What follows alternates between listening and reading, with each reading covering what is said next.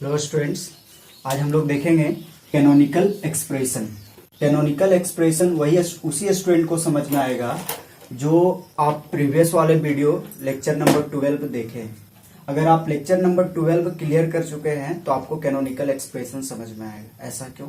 इसलिए क्योंकि उसमें जो बताए हैं वो मीन टर्म्स और मैक्स टर्म बताए। ठीक है, आपका ये टोटल कैनोनिकल एक्सप्रेशन का जो भी रूल होगा वो डिपेंड करेगा मीन टर्म्स और मैक्स टर्म पे। ठीक है, तो हम लोग सबसे पहले समझेंगे कैनोनिकल एक्सप्रेशन किसको कहते हैं। कैनोनिकल एक्सप्रेशन समझिएगा, एक ऐसा बुलियन एक्सप्रेशन जो कंपोज किया जाएगा, बनाया जाएगा, या तो वो मीन टर्म्स का यूज करके एक एक्सप्रेशन को बनाएगा या वो मैक्स टर्म का यूज करके बनाएगा। फॉर एग्जाम्पल, आपको पता है कि मीन टर्म्स में क्या होता है। मीन टर्म में क्या हो रहा था? प्रोडक्ट फाइंड कर रहे थे। मीन टर्म्स क्या करता है? सारे लिटरल्स का प्रोडक्ट, लिटरल मीन्स वेरिएबल, जैसे आपका x y नॉट z, ये क्या हुआ? मीन टर्म्स हुआ।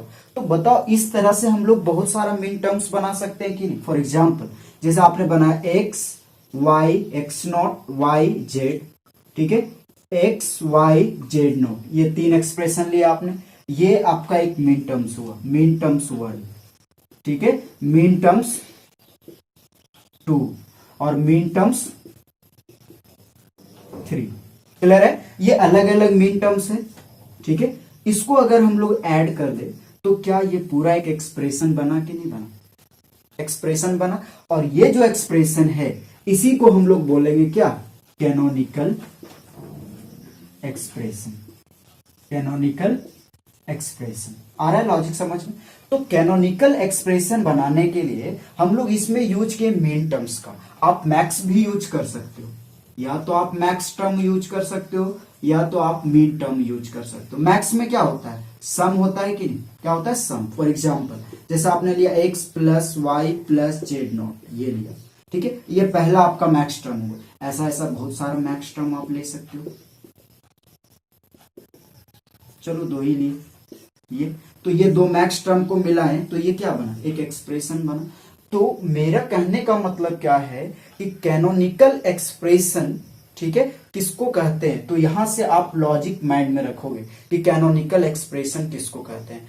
एक ऐसा बुलियन एक्सप्रेशन जो बनाया जाएगा या तो मीन टर्म से या तो मैक्स टर्म से, उसको हम लोग क्या बोलेंगे? Canonical expression. सिंपली हम लोग डिफाइन करेंगे इसको, सिंपल डिफाइन करेंगे। देखो, कैनोनिकल एक्सप्रेशन डिफाइन करने का तरीका क्या है, देखिएगा, बहुत इजी है। ठीक है, हम लोग ये लिखेंगे, a boolean expression composed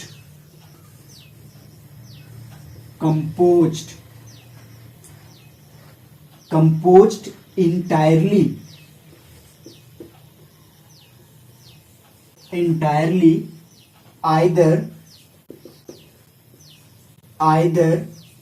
of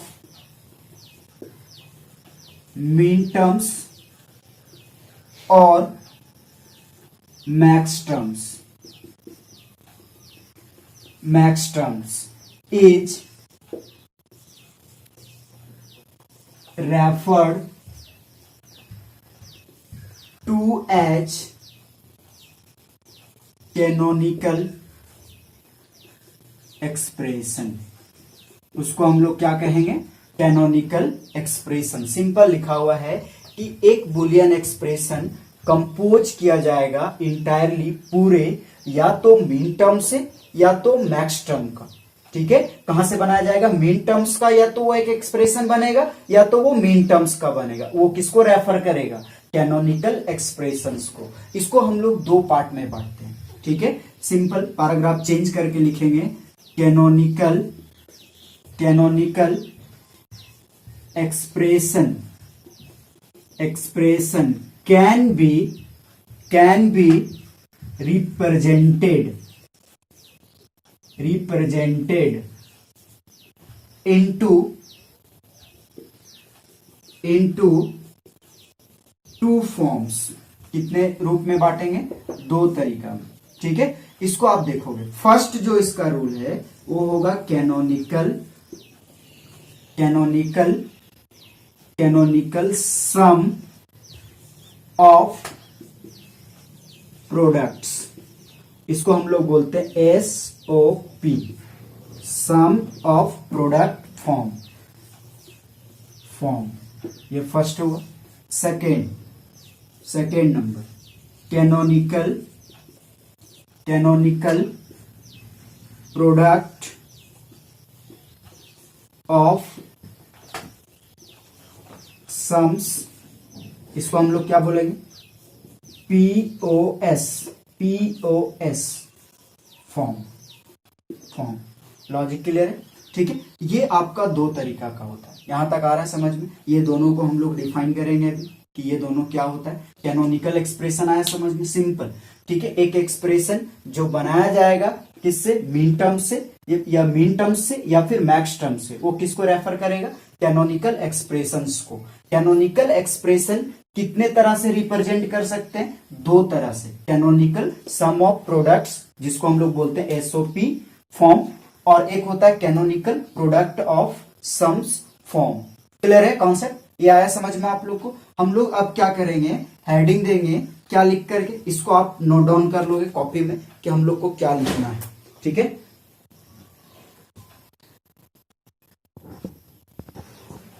अब हम लोग देखेंगे, उधर तो आ गए आपको समझ में कैनोनिकल एक्सप्रेशन, उसी का फर्स्ट फॉर्म है कैनोनिकल सम ऑफ प्रोडक्ट्स। ठीक है। आप सिंपल समझिएगा, पहले आप सम ऑफ प्रोडक्ट का मतलब समझिए। इसका मतलब क्या होगा? तो सम ऑफ प्रोडक्ट मतलब पहले प्रोडक्ट निकालना है, उसके बाद क्या करना है? सम करना है। मतलब प्रोडक्ट का जो सम होगा उसी को हम लोग बोलेंगे प्रोडक्ट ऑफ सम। तो बताओ प्रोडक्ट मीन्स क्या? मीन टर्म या मैक्स टर्म? तो मीन टर्म, क्योंकि मीन टर्म में हम लोग प्रोडक्ट निकालते हैं, मीन टर्म प्रोडक्ट होता है। ठीक है। तो प्रोडक्ट फॉर एग्जाम्पल पहले हम लोग क्या करेंगे? सम करेंगे या मीन टर्म्स निकालेंगे? तो पहले मीन टर्म्स, क्योंकि पहले प्रोडक्ट उसके बाद सम। मतलब प्रोडक्ट का जो सम होगा उसी को हम लोग बोलेंगे canonical sum of products. For example जैसे आपने लिया XYZ, ये एक मीन टर्म है। क्या है? मीन टर्म है। फिर आपने लिया X0YZ, ये भी क्या है? Mean term. ठीक है। फिर आपने क्या किया? XYZ0 लिया। ठीक है। ये भी एक मीन टर्म, और सबको हम लोग सम कर दिए। तो ये क्या निकला? प्रोडक्ट ऑफ सम, क्योंकि पहले प्रोडक्ट निकाले उसके बाद क्या किए? सम किए। तो सम ऑफ प्रोडक्ट में क्या होता है? जब हम लोग कोई भी एक्सप्रेशन को प्रोडक्ट निकालने के बाद सम करते हैं, कोई भी बुलियन एक्सप्रेशन को प्रोडक्ट निकालने के बाद सम करते हैं, उसको हम लोग क्या बोलते हैं? सम ऑफ प्रोडक्ट। क्लियर है? ठीक है। तो हम लोग इसमें क्या लिखेंगे कि जब एक बुलियन एक्सप्रेशन को रिप्रेजेंट किया जाएगा किसमें? मीन टर्म्स के सम में। किसमें? मीन टर्म्स के सम में। उसको हम लोग क्या कहेंगे? कैनोनिकल सम ऑफ प्रोडक्ट, या फिर canonical sum of products form, ये बोलेंगे। हम लोग क्या लिखेंगे इसमें? सिंपली आप देखोगे कि क्या लिखना है इसमें। हम लोग को ये लिखना है when a boolean expression is represented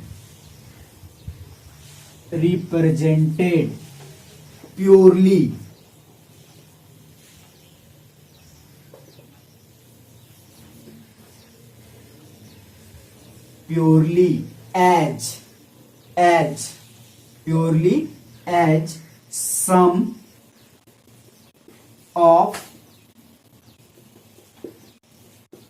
mean terms किस में रिप्रेजेंट किया जाएगा? सम ऑफ मीन टर्म्स के जैसा। तो हम लोग उसको क्या कहेंगे? It is said to be in canonical sum of products form। Bracket में लिख देते हैं SOP, फॉर्म, फॉर्म। क्लियर है? अगर आप एग्जाम्पल में देखो तो एग्जाम्पल में हम लोग क्या लिखेंगे, एक्स, कुछ भी आप वेरिएबल ले लो, एक्स नॉट वाई जेड, ठीक है, x y not z, x y z not, ये लिए, ये तीनों क्या है, मीन टर्म्स, ये सबको सम कर दिया तो ये हम लोग का क्या निकल गया, मीन टर्म्स निकल गया। क्या निकल गया, मीन टर्म्स निकल गया। क्लियर है कॉन्सेप्ट? ठीक है, तो हम लोग इसको इस तरह से लिखेंगे, आप नोट करोगे ये पॉइंट्स को। क्लियर है? अब इसी का दूसरा पार्ट है, क्या है, सेकेंड नंबर। सेकेंड नंबर आप देखोगे, canonical, canonical product, product of sums form, इसको क्या बोलते हैं, POS फॉर्म। ये पॉइंट को आप समझिएगा, इसको हम लोग किस तरह से डिफाइन करेंगे। तो आप बताओ इसमें क्या होगा, इसमें क्या करेंगे, पहले सम या फिर पहले प्रोडक्ट, मींस सम को प्रोडक्ट करना है। तो बताओ सम मींस क्या हो गया, मैक्स टर्म। तो ये किसको रिप्रेजेंट करेगा, मीन टर्म्स को या फिर मैक्स टर्म को, तो मैक्स टर्म को। तो हम लोग क्या लिखेंगे इसमें, ये लिखेंगे when, same language, when a Boolean expression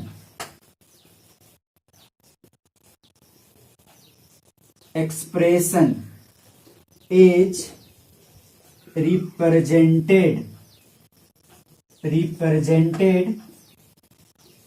purely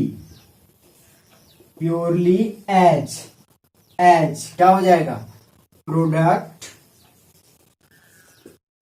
of max terms, ठीक है, it is said to be in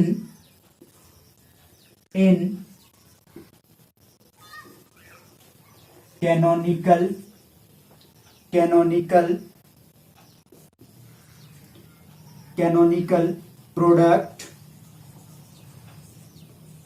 of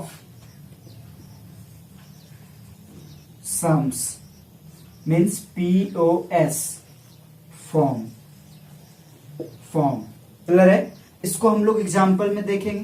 तो पहले क्या करेगा, पहले सम मीन्स जैसे आपने लिखा x not plus y plus z, ये क्या है आपका, मैक्स है या मीन, सम मीन्स मैक्स हो गया, ठीक है। नेक्स्ट इसी में देखोगे, इसी में मल्टीप्लाई करना है तो आप यहां पे देखोगे, ठीक है, इसका क्या हो जाएगा, x plus y not plus z, ये हो गया। फिर x plus y plus z not, आप कुछ भी ले सकते हो, ये एक्सप्रेशन याद रखना जरूरी नहीं, आपको सिर्फ दिखा देना। आप देखो x, ये पहले सम किए, ब्रैकेट का हाइपरसिडेंस होता है, उसके बाद बीच में क्या छुपा हुआ, मल्टीप्लीकेशन। तो हम लोग क्या किए, सम का प्रोडक्ट निकाले, किसका प्रोडक्ट निकाले, सम का प्रोडक्ट निकाले। क्लियर है कॉन्सेप्ट? ठीक है, तो ये दोनों लॉजिक बहुत ही ज्यादा इजी है, सिंपल। आप देखोगे सबसे पहले बताएं कैनोनिकल सम ऑफ प्रोडक्ट्स, इसमें क्या किया जाता है, बुलियन एक्सप्रेशन को रिप्रेजेंट किया जाता है किसके जैसा, मीन टर्म्स के सम के जैसा, किसके जैसा, मीन टर्म्स के सम के जैसा। वो किस फॉर्म में हो जाएगा, canonical sum of products form में। अगर आप मीन टर्म्स को सम करते हो तो वो क्या कहलाएगा, कैनोनिकल सम ऑफ प्रोडक्ट्स। अगर आप मैक्स टर्म को प्रोडक्ट फाइंड करते हो, किसका प्रोडक्ट निकालते हो, मैक्स टर्म का प्रोडक्ट, तो वो क्या कहलाएगा, canonical product of sum. Clear है ये टॉपिक? तो आपको सबसे पहले इसमें मीन टर्म्स और मैक्स टर्म्स समझना होगा।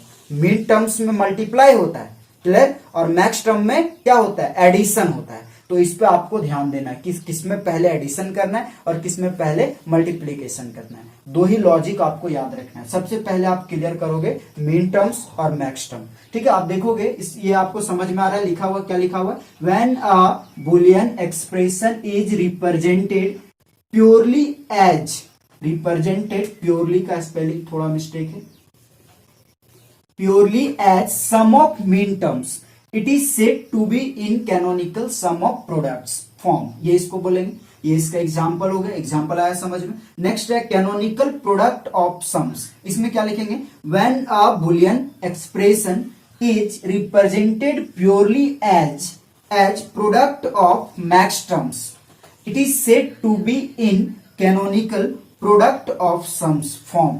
ठीक है, ये इसका एग्जाम्पल हो गया, दोनों समझ में आया आपको। यहां से आप याद रखोगे, देखो प्रोडक्ट ऑफ सम मतलब पहले प्रोडक्ट उसके बाद सम, हुआ या नहीं। तो product means mean term mind में रखिएगा, मीन टर्म्स का सम को हम लोग क्या बोलते हैं, सम ऑफ प्रोडक्ट।